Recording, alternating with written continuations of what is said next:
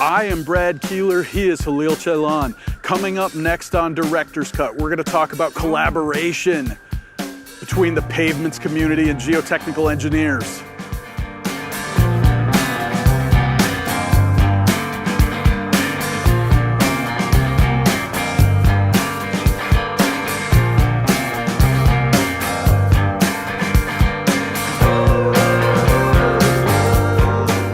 Hello again, everybody, and welcome to another episode of Director's Cut. My name is Brad Keelor. I'm the director of the Geo-Institute, and that is why we call this show Director's Cut. Every week, except during the summer and 1 week at the holidays, I sit down with a different Geo-Institute member who has stories to tell. Some of them are personal, some are professional, but all of them are fun. If you don't know anything about the Geo-Institute, after you watch this excellent interview today, walk on over to geoinstitute.org, and there you will find out all kinds of things about us, including that we're a technical society with about 12,000 members, most of whom are geotechnical engineers and or geologists, and that we are part of the American Society of Civil Engineers. And if you like what you see today, and I feel like you will, you should click like, subscribe, and get notifications, and we will let you know every single time we post something to the YouTube channel. By now, viewers, if you are eagle-eyed, you will have noticed that I am not at my house. I am not in the office. Yep. We are on the proverbial road at the Pavements Conference and the ICTD Conference in Glendale, Arizona, where it is a little bit toasty, yes, but we're inside in the cool 72-degree air conditioning. We're doing okay. And so we're doing a Director's Cut in person for you this week, and my guest from Iowa State University, where he is a faculty member, it is Halil Ceylan. Halil, welcome, and thank you for doing this. So thank you for the kind invitation. I greatly appreciate it. So I look forward to our conversation. We're gonna have a great time this week, just like always. We've got 10 questions, and 2 of them are the same that we ask everybody every week. We have to start with one of those. Okay. Describe your job in 45 seconds. Okay. Well, I'm a faculty member at Iowa State University. My job is to teach courses in geotechnical and pavement engineering. So I teach a course called Design of Concretes. I teach a course on pavement analysis and design. Both undergraduate and graduate students take that. And then to do research, we are an R1 university, so we do have a, we have a research program in my research group, and then provide institutional and professional, service. Serving as chair of the ASCE committees and all that, that's part of the professional service. So that's my job. That's what I do, teaching, research, and service. I wanted to ask you too, I think, is this the only institution you've taught at? Yes. Since I graduated, August of 2002, so I've been with Iowa State University now 23 years, my God. What is that like to sit down and not just think about necessarily the duration, but that you've been able to spend your entire career at one institution? I mean, yeah. What do you love about that? So, that gave me the opportunity to establish our research program at Iowa State University, network, get to know our, the engineers and sponsors in Iowa. For example, I collaborate with large number of county engineer colleagues, state DOT colleagues. So we've known each other for a long time. They've known the quality of the research that we do and all that. So it's been a really fun, journey, and we love working with them, helping local communities overcome the challenges that they face with their road infrastructure systems and all that. So it's been a really great journey for the past 23 years. Oh, that's great. We have to ask the fun questions on Director's Cut too, and since it is going to be like 114 degrees today, I thought we need a little bit of summary questions in here.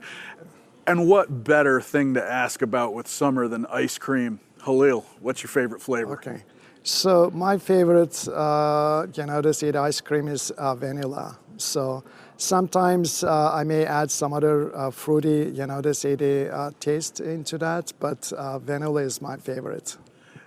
Do you have a flavor that you loved in Turkey that you've never been able to find here? Yeah. Ice cream in Turkey tastes better, in my opinion, and I think it's just because of the way that they prepared it. And there are some local plants, they say the native to Turkey, so they use those, they say the flavors and all that. So anyways, but if you travel to Turkey, I highly recommend you taste ice cream. So I think you will like it. I think that's always one of the things I try to do in every country I visit is have ice cream, because it really is unique everywhere you go. And you look at some of these flavors, like some countries you go to and there's cheese ice cream, or I think in Brazil you can even get corn ice cream. And you look at these things and you're like, but they're delicious. Yes. And they're not things that would necessarily be logical to the American mind, but But I'm sure people come here and say the same thing about our flavors. Yes, and my wife and I, we were traveling in Greece. We were in Thessalonica, and then we tasted fig ice cream. Oh. That was the best ice cream that I had in my life. It was just so tasty, and I love figs. So that sounds great. So if anybody is watching from Breyers or Dryers or Edie's or Turkey Hill or any of those big companies, fig ice cream, you might have a market here in the U.S. Yep. The third question is always the research question. Okay. And I noted that before I came out here this week, a lot of people in the office were like, well, you're with the Geo-Institute, why are you going to the Pavements Conference? And news flash for everybody out there, a lot of the attendees of the Pavements Conference are Geo-Institute members. Yes. So for the research question, I wanted to ask you, Halil, about that intersection. We're going to talk a little bit about it more later, about the specific collaboration, but the emerging technologies that you guys work on at Iowa State and how they do bridge that gap. Yeah, no, this is an excellent question. So I've been serving as the chair of the Geo-Institute Pavements Committee, and I do serve as also chair of the TNDI's US, the Drones Committee. So, and our goal is to achieve sustainable, long-lasting infrastructure systems. We can never achieve that without actually a long-lasting pavement foundation. Mm-hmm. Most of the times, the challenges that we face with, the roads and airfields are actually related to the pavement foundation. So the problems, deep under that, the surface layer that we see.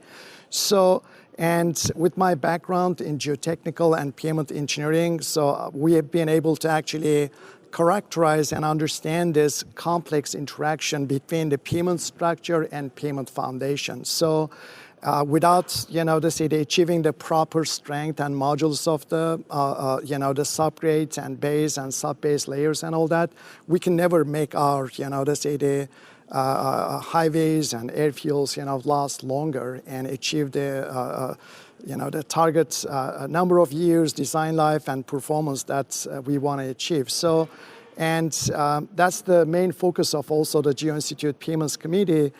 Emphasize, raise awareness on the geotechnical aspects of, the pavement systems. That's why we organize a lot of sessions, and, they do collaborate with, the colleagues working on both sides of, on geotechnical aspects and also on the pavements aspects of, the infrastructure system. So that interaction is again complex. For example, without achieving proper drainage, as I always tell my students when I teach pavements courses, that if your pavement is lacking drainage, you're building bathtubs, and bathtubs only takes days and weeks to fail. So drainage is very critical, proper strength and stability, and so we emphasize those aspects of it, and so that we can really achieve the long-lasting, transportation infrastructure systems. So I want to change it up a little bit. And you mentioned that you're the chair of the UAS committee for TNDI. Unmanned systems, I think, they've been revolutionary in so many ways for the infrastructure world. I think for me, the first thing I always think of is bridge inspection, road inspection in remote areas, because that really has been a game changer. You think of all these bridges in rural Alaska that a human being might have been able to go look at once every 10 years, and now you can just pilot a drone out there. Can you talk a little bit about your work with UAS and how it is transforming infrastructure? Yes, again, US is one of the new technologies, emerging technologies that came out, and we can use them in many different innovative ways. And we actually have right now multiple projects going on this area, both funded by federally from Federal Aviation Administration and also from a new project that came out of the Iowa Department of Transportation. So we greatly appreciate their support for our research programs. So we've been utilizing drones for infrastructure inspection. And again, we have huge interest in infrastructure health monitoring. We have more than 4.3 million miles of roads in the United States. So someone has to keep an eye on them, right? In Iowa alone, you mentioned about bridge inspection. We have more than 20,000 bridges, and Iowa's population is only 3.2 million. So there are these significant challenges that we infrastructure engineers are facing in the 21st century. So we need a lot of innovation, and we need to smartly take advantage of these emerging technologies. So we've been utilizing small, the US drones for construction monitoring, for example, and you can document that work in great detail, and and we can do this in a really fast and safe, manner with the utilization of the US, and you can watch this construction area in a 3D, format and understand what's going on and what's the progress of it, identify any safety issues, and you can address them, in a very quick manner. And we've been also utilizing drones for airfield pavement inspection. So we can do this in a very safe manner and also in a speedy manner. And then once you're done with your inspection, we can actually get sub-millimeter resolution, which is actually amazing, just using, optical, cameras without any LiDAR or any other, sensors. And then we can get sub-millimeter resolution. And now, once you do the inspection, you can sit in the comfort of your office and zoom into areas and do all kinds of, analysis and calculations and understand the overall condition of your pavement system. Let's say pavement condition index between 0 and 100, and you can say, okay, this is 80 out of 100. And then you can then turn that into your pavement management, the strategies. When do you need to go and take an action, based on that, the analysis. So, we will actually utilize more drones and, integrate US technologies as we, for many years to come, because they are revolutionizing the way that we do health monitoring. So that was fantastic. That was really good. We haven't talked about unmanned systems in a while, so I'm glad we got to get that in. Yep. Another question that I thought was kind of poignant this week. When I go on the road to a conference, I feel like my entire schedule is altered. And this week, I'm fortunate enough to not really have to run this one because it's not a full GI event. And so I've been actually sleeping a lot this week. Okay. Halil, how many hours of sleep a night is ideal for you? Okay, well, I feel fortunate if I can get 6 hours of sleep. So we have 2 young children, and we are very fortunate to have them. They are wonderful boys, and they keep us busy. And also, with all the research load and teaching and, the service demand, and we have a lot going on. We have a good-sized research team in Prosper Research Team at Iowa State University. So I do actually do a lot of long hours of, the work at night. So usually I go to bed midnight or past midnight. And then, with 2 young children, we have to get up early and take care of them and prepare for their day. So 6 hours, if I can get it, I feel very fortunate. The day is going to come, though. As the parent of an 18-year-old, I can tell you where it's very difficult to get them out of bed. Okay. It seems really far off now, but it's closer than you think. We look forward to those days. I wanted to talk a little bit more about collaboration between geotechs and transportation engineers. And we can do it specifically in pavements. But you mentioned that you work with the state DOT. I'm sure you guys work with the county DOTs too a lot. In practice, how does that collaboration work for you between the research community and industry, or pavement or transportation engineers and geotechs? I mean, there are many angles to this question, I think. Yeah. But that collaboration is actually critical, so we have to to understand the challenges that our, the state DOT engineers, county engineers, and industry colleagues are having. And our job as researchers is that to,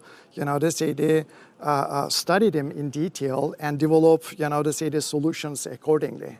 And without that close collaboration, we wouldn't be completing the route and understand what actually are the problems and how we can actually develop, the good, long-lasting solutions, accordingly. So that collaborative spirit is crucial to overcome the challenges that we infrastructure engineers face. And I feel very fortunate to have this close collaboration that exists in, in Iowa locally, and also working with a lot of federal agencies, address the challenges that we face at the, the national level. And for example, we go and build a lot of field test sections, and our county engineer colleagues are always willing to actually get involved and help us to build those test sections. And we do a lot of computer modeling and the laboratory testing and characterization. But as I always say, field is the ultimate truth. Yep. We do need to understand that the large scale the performance. And when we build these the test sections out in the field, we also that gives us the opportunity to address the challenges with, for example, let's say like you need to go and, create a new concrete mix. Well, now you have to work with a concrete plant, okay? How is this? You need to address those challenges as well, large-scale production. In the lab, everything is pretty much under our control. I can prepare a mix very easily, but out in the field, it will not be that easy, right? So we have to address the production challenges, construction challenges, because most of the times, the problems with the, the infrastructure systems is also related to the, the construction quality. So then, when we build large-scale systems, that gives us the ability to address all these, the issues. So, but that collaborative spirit is very important, and we've been fortunate to develop good, long-lasting, long-term relationships with our engineers and colleagues and industry partners, so that we can actually overcome these the challenges that we are facing in today's world. Well, that was great. So we had a good view of collaboration today, I think, in the first half of the interview. We always start the second half with a question that we ask everybody, and it's to tell your ASCE history, I guess. How did you first get involved with ASCE and GI? Okay. So I did my master and PhD degrees at University of Illinois Urbana-Champaign, and I was very fortunate. That was actually a very active ASCE student chapter when I was at UIUC. So I became a member, as soon as I joined them in early 90s, and I've been a member since then. And, they were inviting speakers and, organizing regular events. And so I made a very good start with ASCE organization during my student years. And I was very fortunate that my professors, were taking me to ASCE conferences at the national level. So I got the opportunity to go to those conferences, attend them, network, and share our research findings and present there. So that's when I met, I became aware of other national committees like the Geo-Institute Pavements Committee and other, the committees. So I've been a regular attendee of those committees since then. So ASCE is the most favorite professional organization. It is the oldest, the professional society in our field. So And I love, getting involved with ASCE activities and also ability to contribute and get my students now involved with ASCE committees and conferences and all that. We have several of our graduate students, team members attending this conference.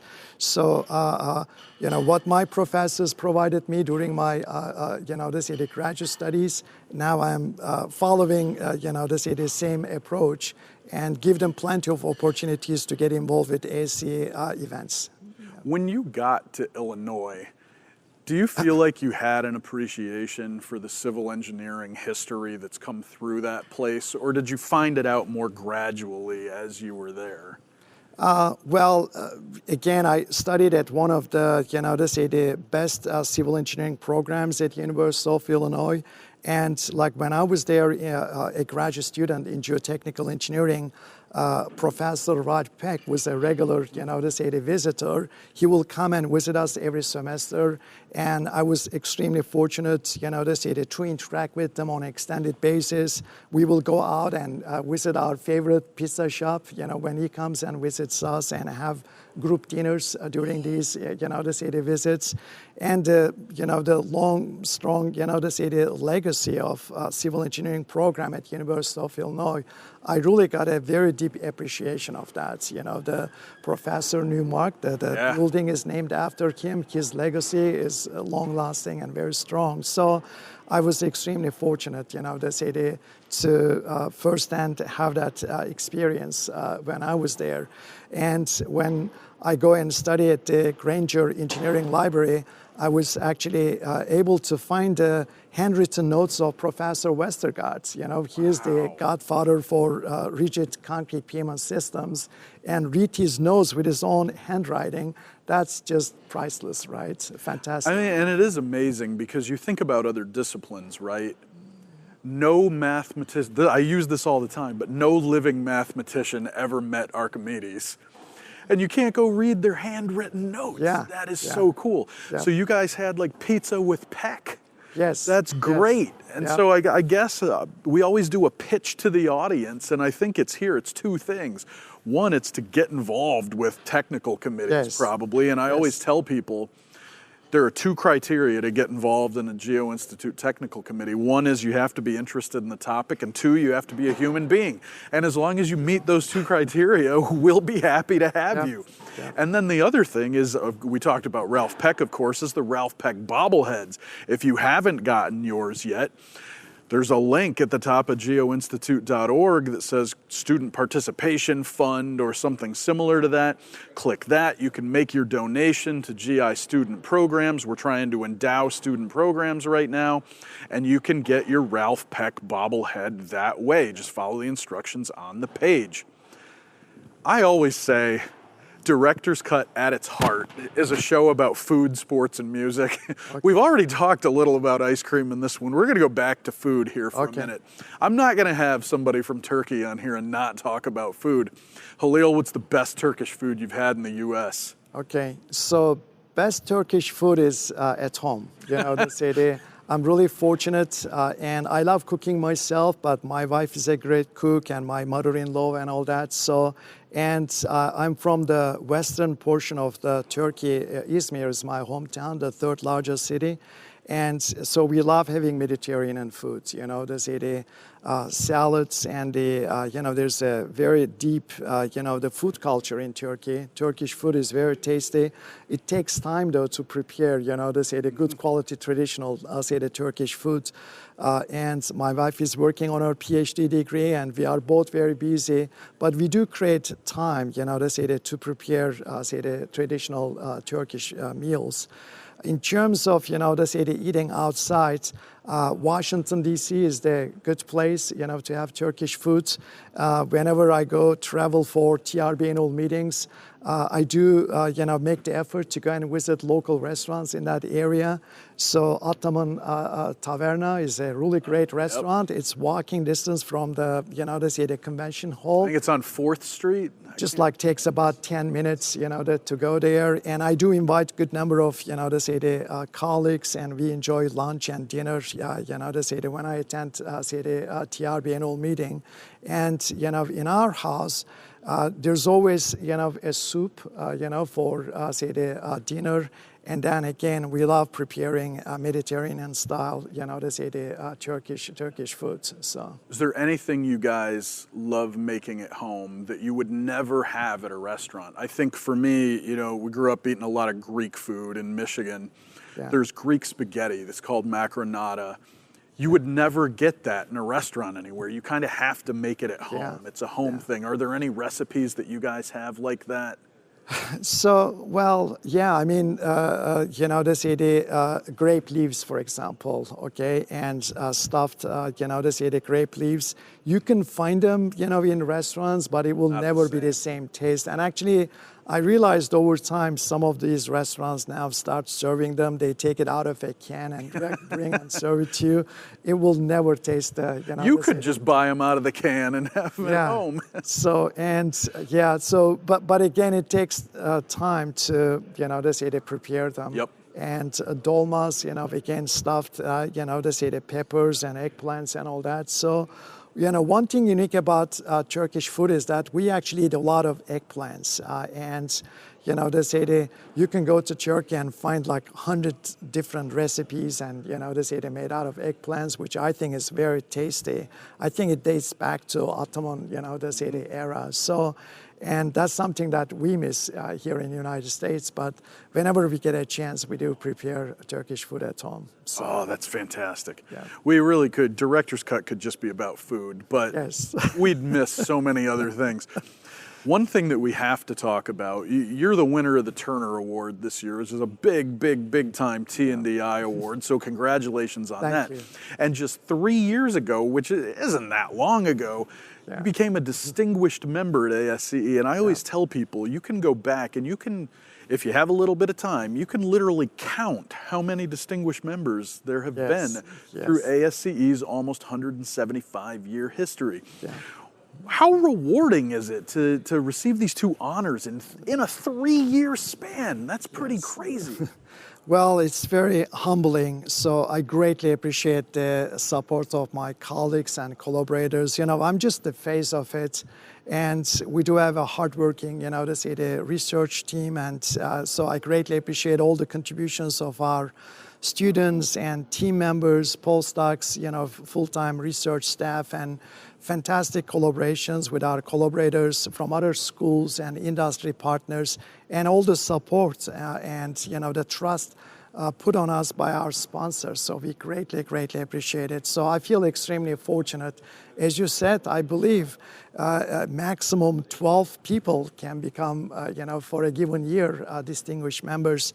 And receiving that in 2022, and now just this year, in yesterday's, the luncheon, receiving the ASCE's Turner Awards, I believe it's considered as the lifetime achievement by the, the organization. It's very humbling, and, just puts additional responsibilities on our shoulders now with all this, the recognition. It just shows the innovative work of, our research team have been involved with, and all the significant contributions that our team has, done in transportation infrastructure and geotechnical engineering. So we greatly appreciate the recognition by ASCE for these, the high-level awards. So. Well, again, a huge congratulations on both of those. Even I know Distinguished Member was a few years ago, but it really is wild to be able to do that in a 3-year span. Something else we make people do when they come on Director's Cut is kind of turn into a travel agent for their home state or city. I've never been to Ames. It's on my list. I always want to make it out to the geotechnical seminar every year, and I don't. And then I say I'll be there next year, and I don't. I do want to get to Ames. What should first-time visitors see when they come to Ames, Iowa? So Ames is a small town, but it's just such a beautiful college town. It's safe, and they say they actually, based on some national rankings, it's top, ranked for for its size and type and all that, like top 5 or top 1. They say the college towns in the United States. So I strongly suggest that you visit our campus. It's just beautiful, the city, gorgeous. And as part of the campus, right actually as you enter Ames from US 30, on your left side, you will see Ryman Gardens. It's just beautiful, and they have all kinds of like the trees and plants and all that, and especially during spring, summer, fall time, it's just gorgeous. They organize a lot of events also, depending on the different time of the year. They will, for example, carve like several hundred pumpkins and have these events during the the Halloween or Christmas shows. They put together a light show. My family, we love going there and taking our children and all that. So, and it's a gorgeous, campus, and it's just beautiful. And I do highly recommend that, you come and visit our campus. I know we were planning to host you, and then the COVID happened, and then that's true. I forgot about that. I had my plane ticket, I think. Yes, and then the unfortunately shutdown happened. So, but we'd love to have you in Ames, and to come and visit us during one of the ASCE Geotechnical Engineering Conference will be a great time. Maybe I have to come at another time of year too, so I can get to football or basketball or something like that. Yep. I feel like that would be another thing to not miss in Ames. Yes, Cyclones have been doing much better in recent years in basketball and football. So to close up today, we have to talk about where we are a little bit. We're, of course, in Glendale at the Pavements Conference, at the ICTD Conference. We're going to focus on pavements because this is Director's Cut and I can do whatever I want, and it's the one GI is more involved in. Probably, I didn't ask you this before we started. I'm going to guess you've been coming to the Pavements Conference for a long time. Yes. What is your favorite thing about the Pavements Conference? Well, many things, but I will put networking, seeing our colleagues and catching up with them is at the top of my list. The human connection there. It's just so wonderful to see many colleagues from all over the country and actually all over the world. This is actually an international conference. I just saw yesterday colleagues from, all the way from Australia come and attend, and from Europe. So it gives us the opportunity to connect with them and catch up. And we've known each other a long time, and and this is a fantastic venue, to have this regular, connection. So that's the most favorite aspect of it. Bringing our students here, giving them the opportunity to network, and give them the opportunity to tell about their research and disseminate, our findings, and talk with colleagues from other academic institutions and government and industry and all that. It's just such a fantastic, well-balanced, conference. We have lots of colleagues coming from industry and and also, the other parts of our, group society. So I love that, the connection aspect of it. So that's the most favorite, components of it, and ability to, tell the good research going on in our, research team. So. And we can say to everybody watching out there that there will be a Pavements Conference next year, which it's cool that it's going to every year. It'll be in the part of the country where I spent the formative years of my life in Detroit, so that's going to be great. And then 2027, Pavements becomes part of the big ASCE conference, and you'll be our chair for the Pavements part of that program. We're really excited about that, going to Philadelphia in March 27. So a lot of big things coming for the Pavements conference in the next couple of years. Yeah, that's very exciting. And as you indicated, we used to have this, the Pavements Conference every other year. Now we're going into this annual format, and I'm very excited to hear that there will be a highway and airfield Pavements Conference next year in Detroit and also in 2027. That will give us the ability, we talked about the collaboration between the geotech and, the pavement side, and we're going to get to see our colleagues from the structure side and the construction side. Geo-Congress obviously is going to be there along with the Pavements community. It's just fantastic. Under one, the roof in a big convention hall. I think it's a fantastic idea, and I believe it will be the 175th year of the ASCE. So correct. Yeah, fantastic. Which is a very long word, a something centennial. We can put that in the show notes so that everybody can see that we're not making it up. And Yep. So Halil, you survived. You made it through all 10 questions and the bonus questions. Everybody always does, but I still say congratulations.